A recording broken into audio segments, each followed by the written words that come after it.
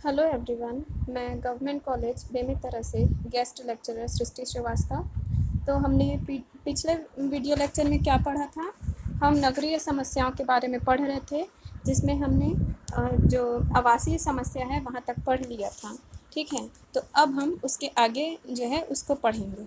ठीक है, तो अब इसके बाद है परिवहन की समस्या। तो नगरीय विस्तार तथा बढ़ते नगरीकरण ने यातायात संबंधी अनेक जटिल समस्याएं उत्पन्न कर दी हैं। नगरों के में परिवहन संबंधी समस्या के अनेक रूप हैं, जिनमें प्रमुख जो हैं वो कुछ इस प्रकार से हैं। ठीक है, तो इसमें पहला है सड़कों की खराब स्थिति। सड़कें नगर की संरचना की आधार होती हैं, जिन पर नगर का संपूर्ण ढांचा खड़ा होता है। नगर के लिए सड़कें शरीर में रक्त प्रवाही धमनियों के समान होती हैं, जिनसे होकर नगर में व्यक्तियों तथा वस्तुओं के रूप में जीवनीय तत्वों का संचरण होता है। अतः सड़कों की स्थिति अच्छी तथा गमनागमन योग्य होने पर ही नगरीय जीवन विकासशील और सुखमय हो सकता है। नगर के भीतर नवीन सड़कों का निर्माण तथा पुरानी सड़कों की मरम्मत का कार्य नगर प्रशासन के लिए एक बड़ा आर्थिक भार होता है, जिसके कारण नगर के अनेक भागों में सड़कें इतनी बुरी स्थिति में होती है कि उन पर मोटर वाहन चलना कठिन होता है।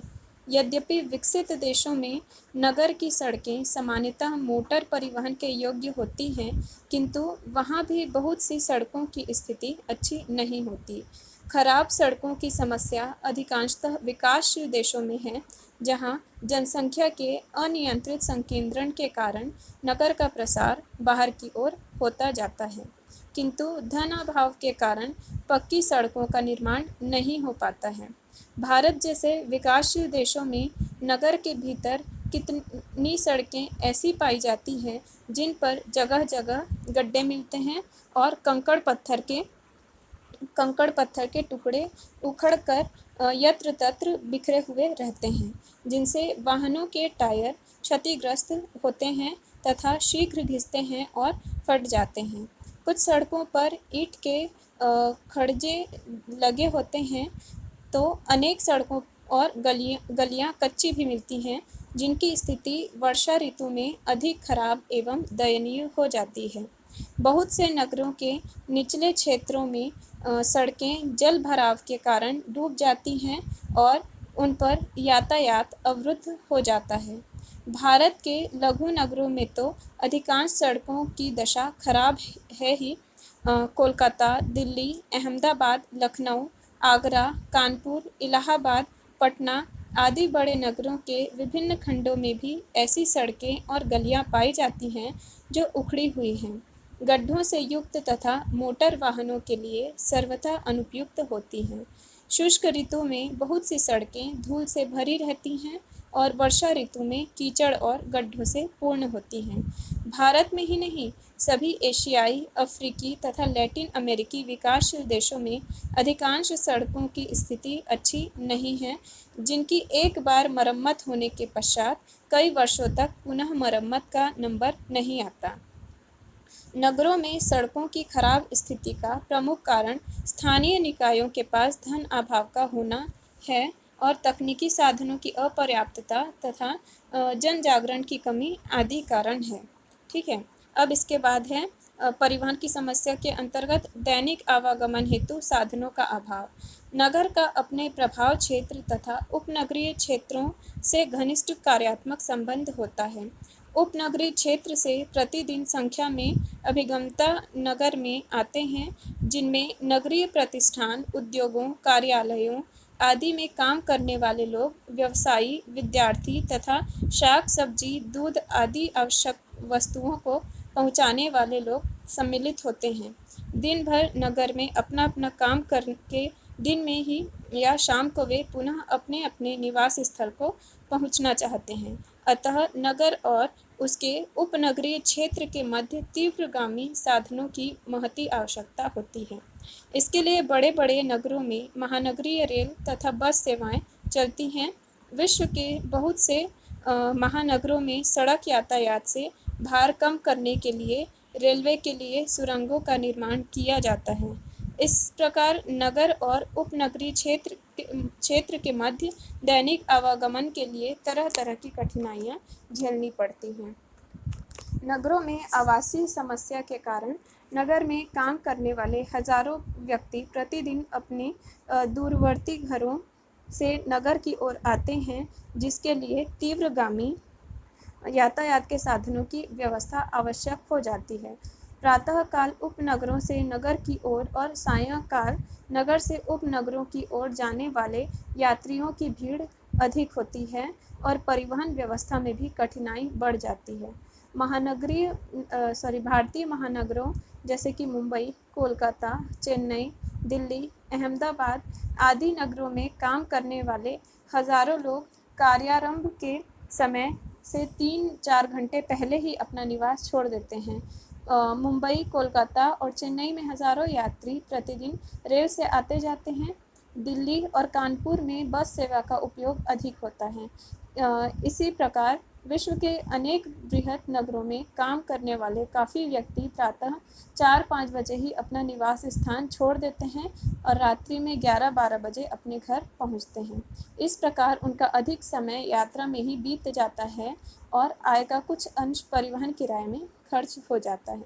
Chicago, London, Paris, New York, Tokyo आदि अनेक महानगरों में प्रातः तथा सायंकाल कारों तथा मोटर गाड़ियों की इतनी अधिक भीड़ हो जाती है कि कई घंटों तक रास्ता लगभग अवरुद्ध हो जाता है और वाहनों की गति अत्यधिक मंद करनी पड़ती है। नदी के किनारे स्थित नगरों के भीतर नदी पार से प्रवेश करने के लिए नदी पर पुल निर्माण अनिवार्य हो जाता है। पुल पर्याप्त संख्या तथा चौड़ाई में न होने पर प्रतिदिन मार्ग अवरोध तथा दुर्घटनाएं होती रहती हैं। कानपुर में गंगा नदी पर और इलाहाबाद में यमुना नदी पर एक ही पुल होने के कारण सुबह शाम प्रायः सड़क मार्ग अवरुद्ध हो जाता है, जिससे यात्रियों को गंतव्य तक पहुंचने में अधिक विलंब और कठिनाई का सामना करना पड़ता है। इस समस्या को अतिरिक्त पुल निर्माण द्वारा हल किया जा सकता है, किंतु चौड़ी नदियों पर पुल निर्माण अधिक खर्चीला होता है, जो कम से कम विकासशील देशों के लिए एक बड़ी समस्या है। अब इसके बाद है अत्यधिक भीड़ की समस्या। तो विश्व में नियोजित ढंग से बसाए गए नगरों की संख्या बहुत कम है, जहां सड़कों को पर्याप्त चौड़ी और समयानुकूल बनाया गया है। सामान्यतः अधिकांश नगरों के अधिकांश भागों में सड़कों के सकरा होने तथा वाहनों की अधिकता से इतनी अधिक भीड़ एकत्रित हो जाती है कि कभी-कभी घंटों यातायात अवरुद्ध हो जाता है। भीड़ की समस्या केवल भारत के मुंबई, कोलकाता, चेन्नई, दिल्ली, अहमदाबाद, लखनऊ, वाराणसी, इलाहाबाद आदि नगरों में ही नहीं है, बल्कि विश्व के अन्य विकसित तथा विकासशील देशों में भी पाई जाती है। सर्वाधिक भीड़ नगर के व्यस्ततम क्षेत्र में देखी जा सकती है, जहां पहुंचने के लिए वाहन काफ़ी दूर छोड़कर पैदल ही चलना पड़ता है। पश्चिमी विकसित देशों में जहां व्यक्तिगत कारों तथा मोटर वाहनों की अधिकता है, उन्हें खड़े करने की समस्या भी गंभीर हो जाती है, क्योंकि व्यस्त क्षेत्रों में पार्किंग के लिए पर्याप्त स्थान उपलब्ध नहीं होते हैं। भारतीय नगरों के भीतर स्थित बाज़ारों में सड़क के किनारे किनारे इतने वाहन खड़े कर दिए जाते हैं कि मार्ग अधिक सकरा हो जाता है और मार्ग अवरोध के कारण प्रायः पैदल चलना भी दुष्कर हो जाता है। नगर में वाहनों की भीड़ कम करने के उद्देश्य से नगर के बाहर उपमार्ग बनाए जाते हैं। अनेक महानगरों में सुरंग मार्ग द्वारा रेलें और बसें चलाई जाती हैं। सुरंगी मार्ग अभी सामान्यतः पाश्चात्य विकसित देशों जैसे संयुक्त राज्य अमेरिका, इंग्लैंड, फ्रांस, जर्मनी में ही प्रचलित है। वह भी केवल कुछ महानगरों में, विशेष रूप से उनके मध्यवर्ती सघन बसे हुए भागों में है। न्यूयॉर्क, शिकागो, लंदन, पेरिस जैसे विशाल नगरों में सुरंग मार्ग द्वारा रेलगाड़ियां और मोटर वाहन चलते हैं। न्यूयॉर्क में लगभग 70% से अधिक यात्री सुरंग मार्ग से होकर एक भाग से दूसरे भाग में पहुंचते हैं। नगरों में सड़क और रेलवे क्रॉसिंग पर ट्रेन के आगमन के समय दिन में अनेक बार क्रॉसिंग का फाटक बंद कर दिया जाता है, जिससे काफ़ी देर तक वाहनों को वहां ठहरना पड़ता है और रास्ता भी अधिक भीड़मय हो जाता है। रेलवे क्रॉसिंग से उत्पन्न समस्या के समाधान के लिए ऊपरी पुल बनाए जाते हैं। पुराने नगरों में रेलवे जंक्शन अधिकांशतः नगर के भीतरी भागों में स्थित है, जिसके कारण अधिकांश प्रमुख सड़कें कहीं न कहीं रेल मार्ग को अवश्य पार करती हैं, किंतु ऊपरी पुल के अभाव में रेलवे क्रॉसिंग पर प्रतिदिन वाहनों की भीड़ एकत्रित होती रहती है। ठीक है, अब इसके बाद है यात्री किराया और माल भाड़ा का अधिक होना। नगर के भीतर एक स्थान से दूसरे स्थान तक आवागमन के लिए यात्री किराया और आवश्यक वस्तुओं को पहुंचाने का माल भाड़ा काफ़ी अधिक होता है, जिसका कारण है परिवहन के छोटे साधनों का प्रयोग। बाहर से आने वाले यात्री अधिकांशतः रेलगाड़ी, बस, टैक्सी आदि साधनों द्वारा नगर तक पहुंचते हैं, जिसका प्रति किलोमीटर किराया अपेक्षाकृत कम होता है। भीतरी भागों में जाने के लिए छोटे साधन ही उपलब्ध होते हैं, जैसे रिक्शा, टांगा, टैक्सी, टेम्पो, ऑटो रिक्शा आदि। नगर के भीतर यात्रा करने के लिए यात्रियों को 5 से 10 गुना अधिक किराया देना पड़ता है। उदाहरण के लिए इलाहाबाद में 50 से 60 किलोमीटर से दूर आने वाले यात्री ने रेल या बस का जितना किराया दिया है, उसे बस स्टैंड या रेलवे स्टेशन से 6 से 7 किलोमीटर दूर स्थित मोहल्लों तक जाने के लिए देना पड़ता है। इसी प्रकार दूरवर्ती क्षेत्र से रेल मार्ग द्वारा अनाज, चीनी, सीमेंट, औद्योगिक माल आदि सामान नगर तक पहुंचाए जाते हैं और रेलवे स्टेशन से उन्हें ट्रकों तथा अन्य छोटे वाहनों द्वारा स्थान स्थान पर वितरित किया जाता है। इसके लिए रेलगाड़ी की तुलना में प्रायः 10 गुना से अधिक भाड़ा देना पड़ता है। इसके अतिरिक्त कई बार माल को उतारने का व्यय तथा नगरीय प्रशासन का कर आदि भी इसमें जुड़ जाता है। ठीक है, अब इसके बाद है जल आपूर्ति की समस्या। मानव जीवन के लिए अनिवार्य तत्वों में वायु के पश्चात जल का ही स्थान है और जल के अभाव में जीवन संभव नहीं है। नगर के संकेंद्रित विशाल जनसंख्या के लिए शुद्ध पेय जल की आपूर्ति पाना नगर प्रशासन के लिए एक बड़े उत्तरदायित्व और कठिनाई का काम होता है। शुद्ध पेय जल के अतिरिक्त नगर में स्थापित विविध उद्योगों तथा घरेलू उपयोग के लिए काफ़ी जल की आवश्यकता होती है। स्थानीय उपलब्धता तथा तकनीकी विकास के अनुसार नगरों में स्थानीय नदियों, नहरों, झीलों, झरनों आदि स्रोतों अथवा भूमिगत जल को नलकूप द्वारा ऊपर निकालकर उपलब्ध कराया जाता है। जो नगर किसी प्राकृतिक जलाशय के किनारे या निकट स्थित है, वहाँ उन स्रोतों के जल का ही अधिकाधिक उपयोग किया जाता है, किंतु उनसे भी जल प्राप्त करने के लिए एक सीमा होती है। अनेक नदियों तथा झीलों का जल स्तर शुष्क ऋतु में अधिक नीचे चला जाता है, जिसके कारण शुष्क ऋतु में पर्याप्त जल आपूर्ति नहीं हो पाती है।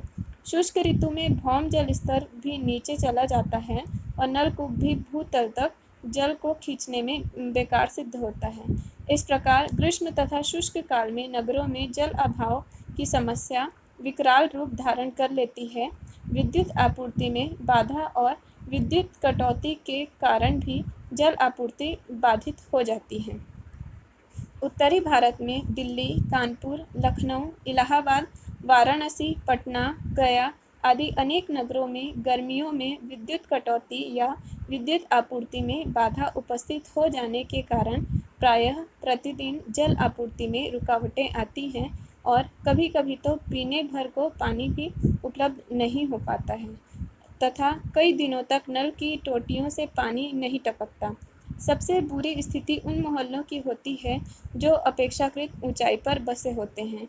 अनेक नगरों में पूरे ग्रीष्म काल भर पहली और दूसरी मंजिल पर पानी नहीं पहुंचता। पाश्चात्य विकसित देशों में कितने ही नगरों में पेयजल की आपूर्ति को बनाए रखने के लिए पेयजल तथा अन्य घरेलू एवं कारखानों के उपयोग के लिए अलग अलग व्यवस्था की जाती है। पेयजल को पीने योग्य शुद्ध करके आपूर्ति की जाती है, जबकि कारखानों तथा अन्य घरेलू उपयोग के लिए नदियों तथा झीलों के जल की सीधे आपूर्ति की जाती है। औद्योगिक नगरों में विभिन्न औद्योगिक प्रक्रियाओं में काफ़ी जल की आवश्यकता होती है। वस्त्र, चमड़ा, जूट आदि उद्योग धंधों में कच्चे माल की सफाई तथा निर्मित माल की धुलाई के लिए अधिक मात्रा में साफ जल की आवश्यकता पड़ती है, जिसकी आपूर्ति सामान्यतः स्थानीय नदी, झील, भूमिगत जल आदि स्रोतों से की जाती है। पर्याप्त वर्षा वाले क्षेत्रों में जहाँ सतत वाहिनी नदियों, झीलों, तालाबों द्वारा जल उपलब्ध रहता है, जल आपूर्ति में उतनी कठिनाई नहीं होती जितनी शुष्क प्रदेशों में। आर्द्र प्रदेशों में भूमिगत जल स्तर भी ऊंचा रहता है, लेकिन आर्द्र प्रदेशों में भूमिगत जल स्तर भी ऊंचा रहता है, लेकिन शुष्क भागों में वह भी अति गहराई पर स्थित होता है। अफ्रीका, एशिया, ऑस्ट्रेलिया, उत्तरी तथा दक्षिण अमेरिका के रेगिस्तान तथा अर्धशुष्क भागों में भी स्थित नगरों में काफ़ी दूर से पाइप द्वारा जल पहुंचाया जाता है। ठीक है। और पश्चिमी ऑस्ट्रेलिया के स्वर्ण नगरों मतलब कालगुरली तथा कुलगार्डी नगरों को 1000 किलोमीटर दूर स्थित मरे डार्लिंग बेसिन से पाइप द्वारा जल पहुंचाया जाता है। लगभग यही स्थिति मध्य पूर्व के पेट्रोलियम नगर की भी है। यहाँ जल सैकड़ों किलोमीटर दूर से पहुँचाया जाता है, जिसके कारण यहाँ पेयजल का अत्यधिक संकट रहता है। संसार के जिन भागों में धरातली जल पर्याप्त मात्रा में उपलब्ध है, वहाँ भी एक बड़ी समस्या होती है जल को साफ करके पीने योग्य शुद्ध बनाने की तथा उसे सुरक्षित पाइपों द्वारा घरों तक पहुँचाने की। पाइपों के फट जाने से सीवर लाइनें तथा गंदी नालियों के संपर्क में आ जाने, अशुद्ध जल स्रोतों के निकट से गुजरने आदि विविध कारणों से जब कभी पेयजल में गंदा जल मिल जाता है, नगरों में कई बार हैजा, पीलिया आदि जानलेवा बीमारियां फैल जाती हैं और महामारियों का रूप धारण कर लेती हैं। प्रचुर वर्षा वाले एशियाई देशों में भारी जल रिसाव के कारण असंख्य जगहों पर भूमिगत जल भी प्रदूषित हो जाता है। यदि ऐसे प्रदूषित जल का प्रयोग पीने के लिए किया जाता है, तब विभिन्न प्रकार की बीमारियां जो है फैलने का भय रहता है। तो आज के वीडियो में बस इतना ही। अब इसके आगे का जो है वो हम नेक्स्ट वीडियो में पढ़ेंगे। Thank you.